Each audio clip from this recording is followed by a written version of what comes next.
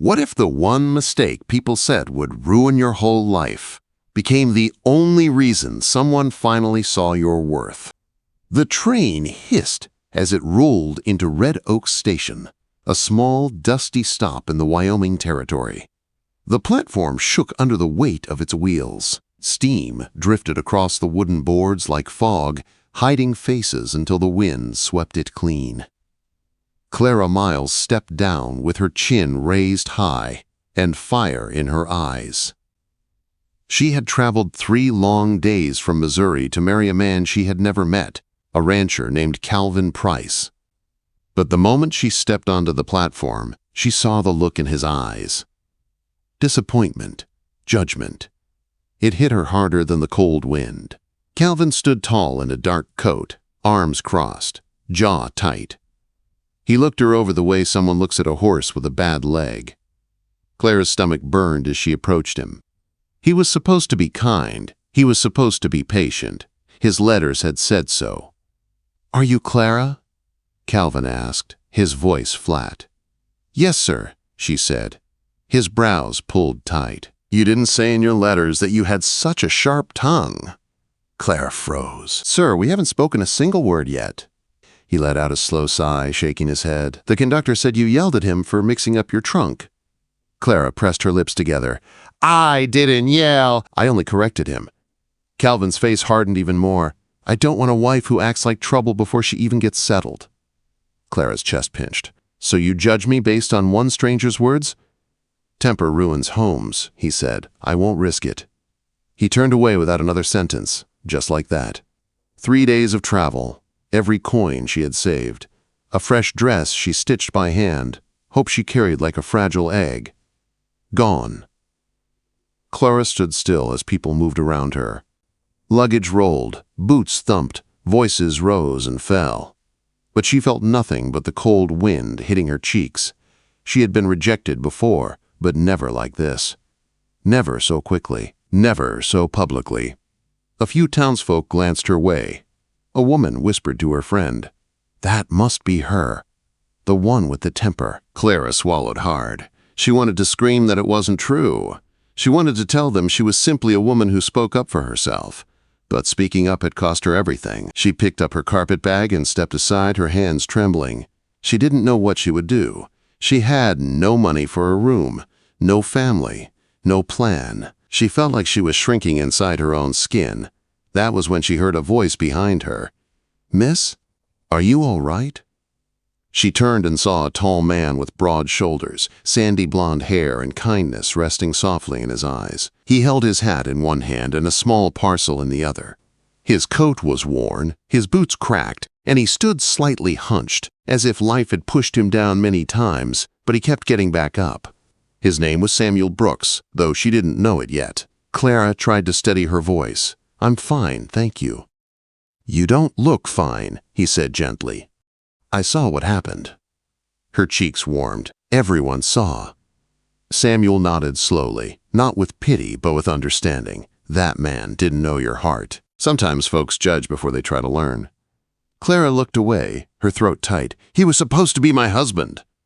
Samuel shifted his weight. "Then he wasn't the right man." She blinked. "It's not that simple, sir." "I know," he said quietly. "A woman doesn't come alone to a territory like this unless she's out of options." His words hit a place she tried to hide. "I'm not weak," she said. "I didn't say you were." Clara studied him. He wasn't handsome in a clean, polished way, but he had a warm steadiness to him, a gentleness that felt like shelter after a storm. "Do you have somewhere to stay?" Samuel asked. "No," she admitted. He nodded slowly. "My ranch is 15 miles out. I live alone. Been alone too long, I think. I came to the station for supplies, but maybe I came for another reason."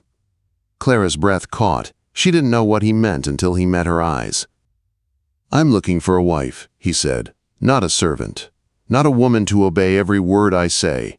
Just someone to talk to. Someone to eat supper with. Someone who wants a quiet life with a man who won't raise his voice." Clara stared at him, stunned. "You don't even know me," she whispered. He gave a small smile. "I know you were brave enough to come all this way." and I know you didn't deserve what happened. That tells me more about you than Marion, a stranger who walks away at the first inconvenience. Her heart beat fast. She didn't trust this moment. She didn't trust Hope. Not after everything. But something in his eyes told her he wasn't saying pretty words. He meant them. I have a temper, she warned softly. Or so they say. Everyone does somewhere, he replied. The wind swept across the platform again. People were leaving. The station was emptying. Her life was about to change again, whether she wanted it to or not. Clara took a slow breath. What are you asking me, Mr. Brooks? He straightened, holding his hat against his chest. I'm asking if you'd consider coming with me, not as a promise. Just as a chance. Her broken heart trembled. A chance. Something she hadn't been offered in a long time. I don't know what kind of wife I'd be, she whispered. I'd let you find out, Samuel said. She looked down at her trembling hands, then back at his steady eyes. All right, she said softly. I'll come. And that single quiet decision would change everything. The wagon creaked as Samuel led it out of town, the sun dipping low behind the hills. The sky glowed orange, then faded into soft blues that wrapped the land in calm evening light. Clara sat beside him, her hands folded tightly in her lap. She kept her eyes on the road, trying to ignore how fast her heart beat.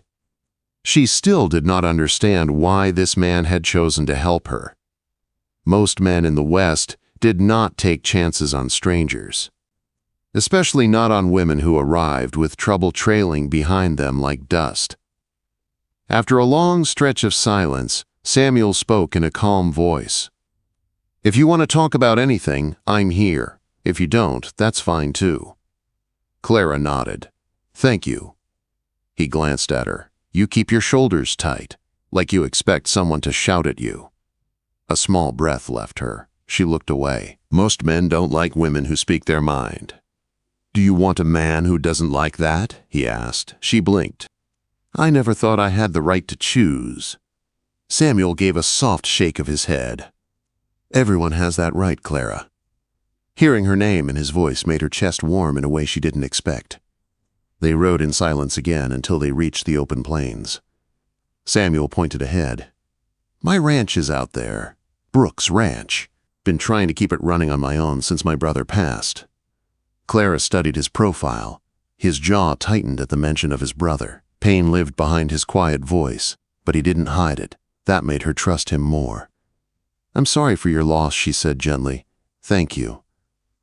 He took a slow breath. He was the last of my family. Clara hesitated. I don't have family either. Samuel's eyes softened, and he gave her a small nod. Not pity, just understanding. By the time they reached the ranch, the stars had begun to appear. The house was small but tidy, with a lantern glowing in the window. A barn stood a short distance away, and a fenced pasture stretched into the dark. It wasn't fancy, but it looked like a place where a person could breathe. Samuel helped her down from the wagon. You can sleep in the spare room tonight. I'll take the cot by the fireplace. Clara felt relief wash over her. Thank you, Samuel.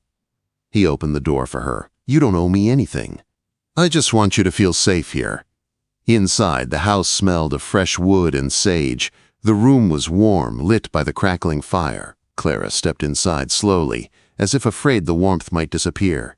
She set her bag down and turned toward him. Why did you help me today? Samuel hesitated, then spoke honestly.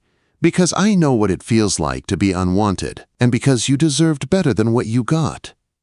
Clara looked away, her throat tight. Most men wouldn't take in a woman with a reputation for temper. How bad can it be? Samuel asked. She gave a small, embarrassed smile. I correct people sometimes. I speak fast when I'm nervous. My father said that made me difficult. Quote. Samuel rested his hands on his belt. Sounds to me like you just never had the right man listen. Clara's eyes met his for a long moment.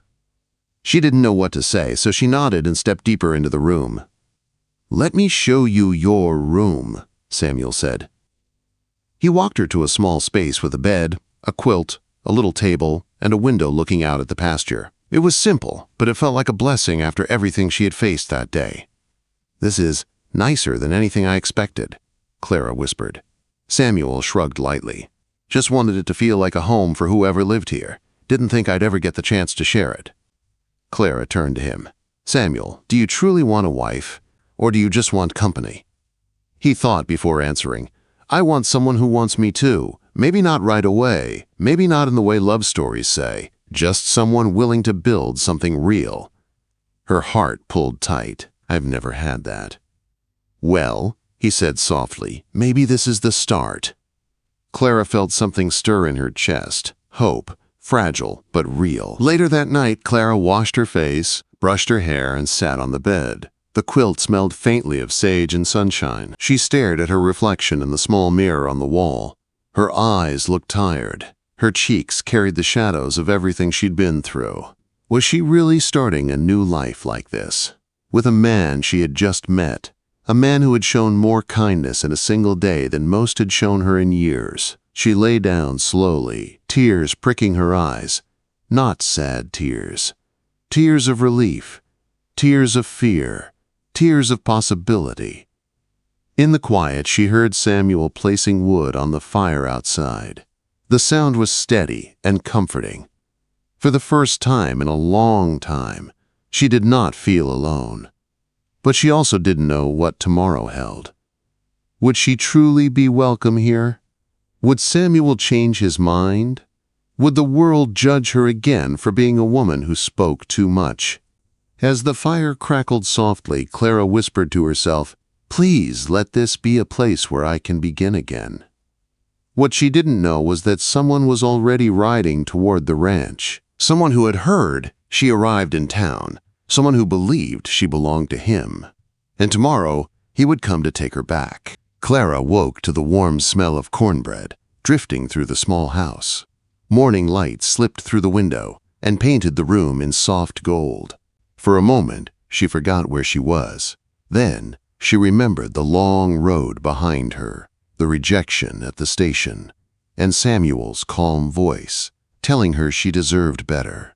She rose, smoothed her dress, and stepped out into the main room. Samuel stood by the stove, turning cornbread out of a pan. He looked up and smiled in a gentle way that made her chest warm. "Morning, Clara. I hope you slept all right." She nodded. "Better than I have in months." "I'm glad," he said. "Sit. I made breakfast." She sat at the small wooden table and watched him move around the kitchen. He wasn't graceful. He bumped the pot once and nearly dropped a spoon, but he worked with quiet patience, the kind that made a house feel alive. When he set the food on the table, Clara felt something soft settling in her chest.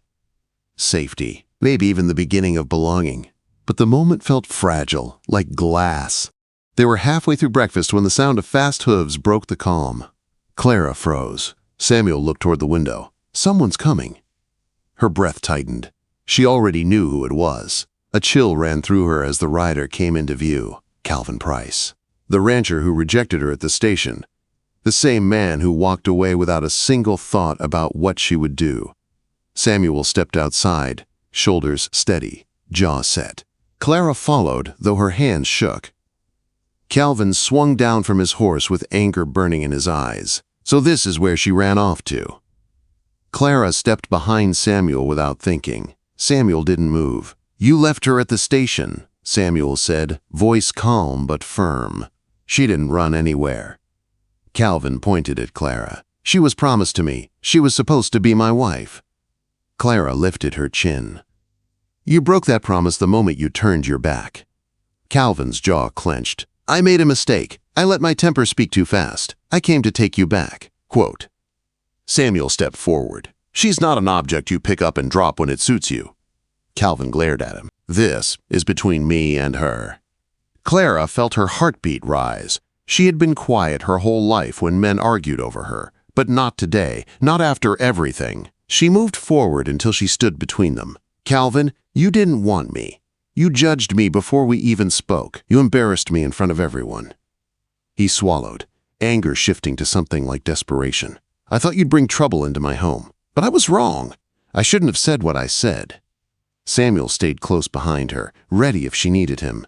Clara shook her head. "You didn't care about my character." Just about my silence. You wanted a woman who wouldn't talk back, who wouldn't correct you, who wouldn't ask questions. Calvin took a step closer. I came to set things right. You're supposed to come with me. Her voice steadied. No, I'm not. Calvin's face twisted. You think this man is better than me? You don't even know him. Clara glanced back at Samuel. His eyes held no anger, only support, calm, steady, safe. I know he respected me from the moment he saw me, she said. That's enough. Calvin stared at her, stunned. He had expected her to bend like before, to stay small, to accept whatever scraps he tossed her way. But Clara was done being small. Samuel stepped to her side. You heard the lady. She made her choice. Calvin gripped his reins, fury rising. You'll regret this, Clara. Life is hard out here. You need a man who can provide, not a lonely rancher with a rundown farm. Clara didn't flinch. I would rather build a life from dust with someone who treats me kindly than live in a grand home with someone who shames me. Samuel touched her arm gently, reassuring, not claiming. Calvin stared at them both, anger mixing with wounded pride. He swung back onto his horse.